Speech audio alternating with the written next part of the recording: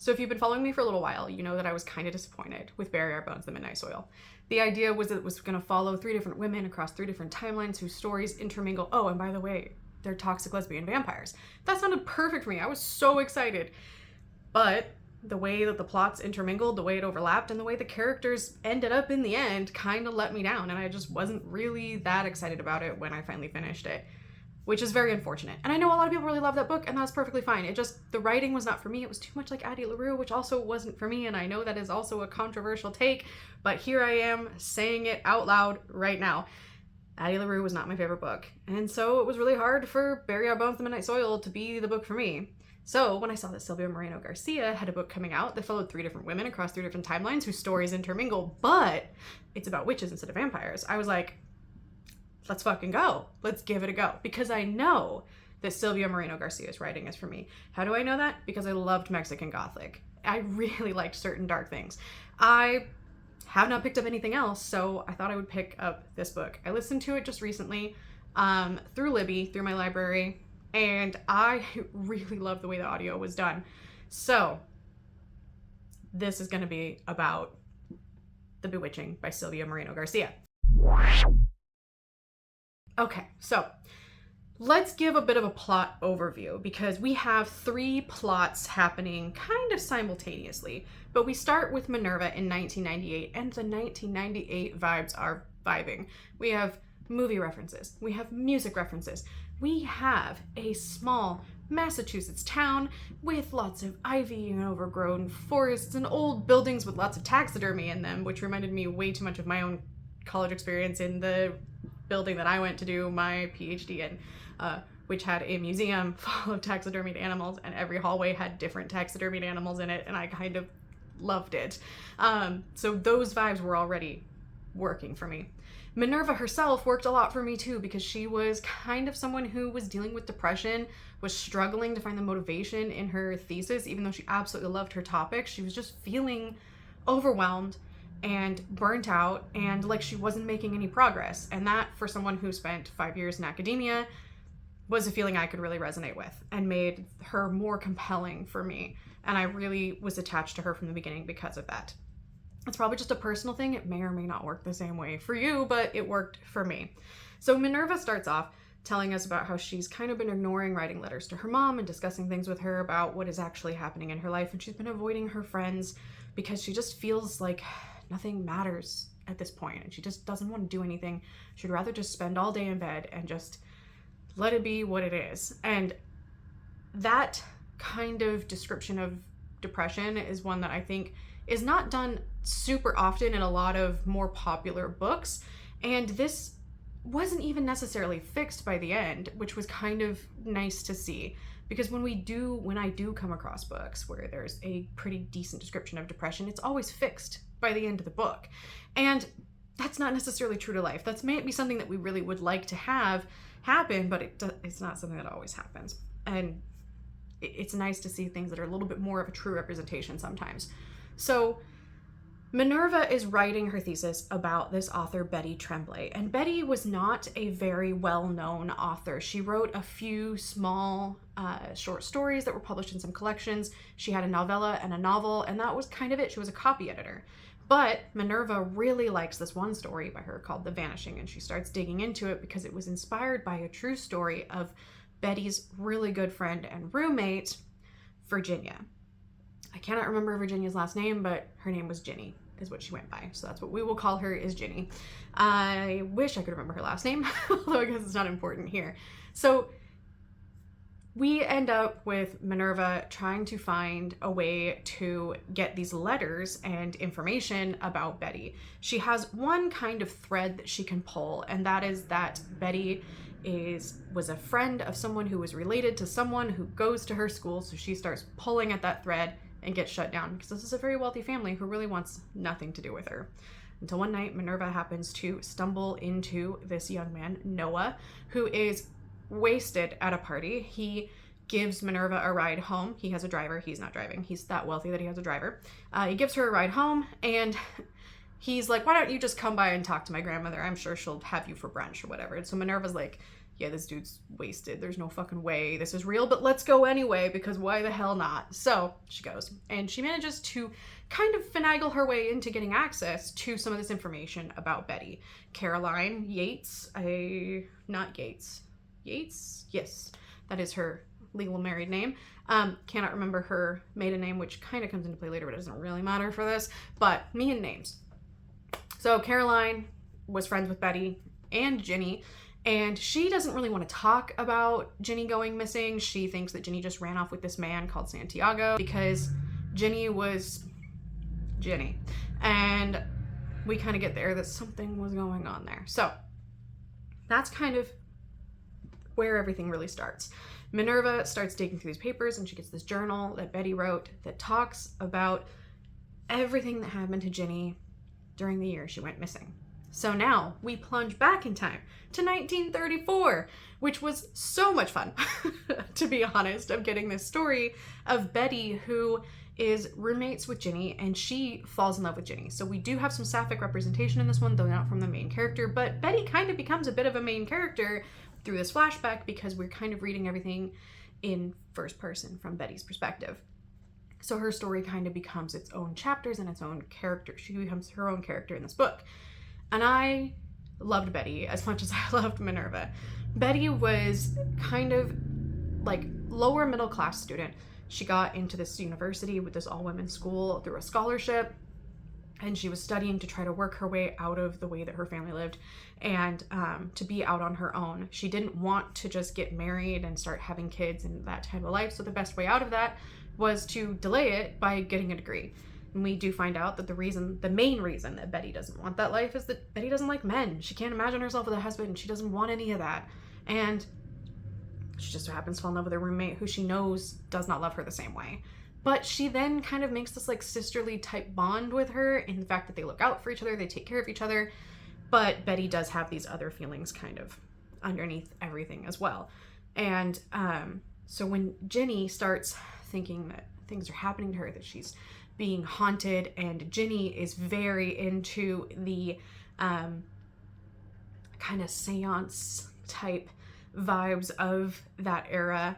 She does automatic writing, she does seances, she like speaks with the dead, all sorts of weird stuff that's not proper for an East Coast upper class woman. And so Ginny and Betty kind of form a friendship around the fact that the two of them are a little bit outcast in certain ways. The third story in this is from the perspective of Minerva's great-grandmother, Alba. Minerva in the very beginning kind of remembers that her great-grandmother whispered something to her while she was dying. And she whispered that, like, when I was a little girl, witches were still alive, or something like that. But the line gets repeated quite a few times. And so she got this whole story of what happened to her great-grandmother when she was 19 in 1908. So now we're flashing back to Mexico City, 1908, which is an entirely different vibe than everything else we get here. But we learn that Alba's family was kind of upper class. They were wealthy. They owned this big farm. And we start with Alba shortly after her father has died. She also is a bit of an outcast. She doesn't really want the life that her mother wants for her. She doesn't want to do the housekeeping. She doesn't want to like be teaching the children. She doesn't want to just start a household of her own quite yet. She doesn't want those things. She wants to travel. She wants to experience the world. She wants fine things and luxuries. You know, she's that type of girl. And she kind of reminds me a lot of the main character, Noemi from Mexican Gothic, a little bit, in the kind of the things that she desires and the things that she wants. Her uncle is about to come, Arturo, he's about to come visit, and she's getting ready for him. And it's kind of a weird vibe to begin with, because she's like making like a really nice drink for him and a really nice cake, and she's put on like a favorite dress that she thinks that he'll really like. And I'm like, girl, this is your uncle. What are you doing? So we start to get the backstory. Her uncle's only about 6 years older than her, and he was kind of raised with her as a sibling-ish, like, because her mom also raised him when he was like 6 or 7 years old, so she was like really little when he like came to live with them. So that adds this whole other weird layer of the fact that he's being really weird with her, like, and her brother recognizes it kind of, but he also just doesn't like the uncle. And I'm like, yeah, I'm with the brother. I don't like this guy. Alba, what are you doing? But she's caught up in the glitz and the glam of his life because he lives in the city. He lives like in Mexico City. They're like outside of it. And so she's like, oh my God, he must have this amazing life. I bet he goes out every night with beautiful women and he's like got fancy clothes. And I bet he goes to like plays and he travels and like all of these things. Like she's more like attracted to his life than to him, but it's wrapped up in him. She's constantly calling him charming and referring to how pretty he is and things like that. And I was like, I am so uncomfortable. And that's the point. The point is to be uncomfortable. So given that this is a horror and not a romance, I was like, we're going to go with this. But I was uncomfortable. Turns out I had a right to be uncomfortable. So these are the stories we're getting. And essentially what starts to happen to both Ginny and Alba it echoes. What is it? History doesn't repeat, but it rhymes or something like that. So this echoes like history, right? And so we get these like echoes of similar things happening where, but for Alba, it's so much worse. Oh my gosh. So the things that start to happen, Alba basically starts in the story. Minerva remembers Alba saying, you simply survive, right? You simply survive it. And that gets Minerva through so many things because her grandmother's like, you just have to survive it. Like things will happen in your life and you just have to survive it. And I really liked that kind of aspect of it, and it got Minerva through so many things and kind of kept her going even when her depression was really bad. Those are kind of the things I can tell you without spoiling it, but I'll tell you what I really liked, and then we'll get into a little bit of spoilers and I'll mark it.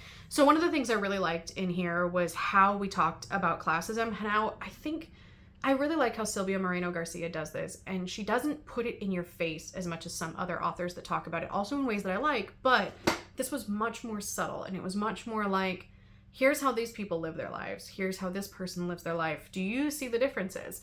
And without being like bashing you over the head with the real problem is like no war but class war, right? Like we weren't getting bashed over the head with it. But it was there. It was there constantly. And that really like helped, given the fact that Minerva is a international student. She's on a scholarship. She lives a kind of like paycheck to paycheck, right? She's like rationing her coffee. She allows herself this one luxury of this like of nice coffee that she takes out only at certain times. She talks about how she quit the habit of smoking because it was too expensive. She doesn't go do this because it's expensive. Like in that kind of college student life, but also just because she's also an international student on a scholarship. She's a scholarship student. She doesn't come from wealth. Her family may have been wealthy at one point in time, but they're not anymore. And she talks about how she was kind of raised by her great-grandmother because both her parents had to work in order to survive and stuff. And so she had not necessarily an easy life. And meanwhile, we get all this stuff about Noah because he starts to become involved in her life. And he is just kind of able to like do whatever he wants with his time.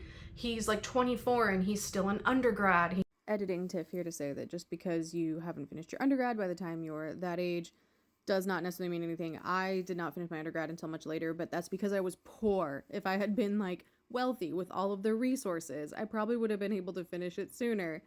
So I'm not saying it's necessarily just a bad thing to not have your undergrad degree done by the time you're 24, but this person's case specifically was because he just didn't care. He just did not care. He hasn't graduated yet. He's still like bouncing from topic to topic, and he feels smothered by the fact that his grandmother wants him to do this so that he can take over the business, when his grandmother is like, yo, I've given this boy everything. He has not worked a day in his life. Granted, she hasn't really worked a day in her life either, and we learn that from her backstory, from Betty's perspective, but like, he's just doesn't seem to make the connection between the things that he has, that he takes for granted, and the things that Minerva doesn't have. We get some scenes where he like recognizes it, where she's like, oh yeah, you can have the nice coffees up here, but like, I try to hide it type of thing, right? Like, and he kind of maybe has it click for a minute or two, and he starts kind of being like, maybe a little less like expecting of her to be a certain way, but we also don't know if there's something else going on, right? So then we have kind of echoes of that in Betty's story, because Betty she's on a scholarship as well. She's also working to pay for her, like, for her way. She's like an RA, and essentially an RA, or she's a tutor. Minerva's an RA, a resident advisor.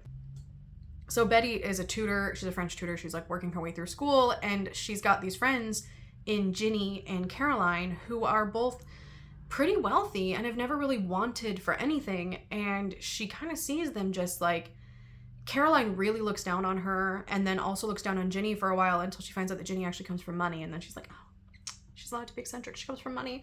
And then it's like this whole thing that we see between this dynamic and these three women, and then this dynamic that Minerva has in her life, and then we see it again repeated where, yes, Alba's family has money, but they don't have like money. Like, they have some money, but she's not free to use it, even if like they had this like high amounts.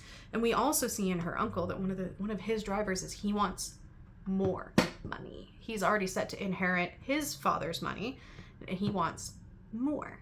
He wants Alba's money that she might potentially inherit, if her brother wasn't in the way. So we see these things, these like greed and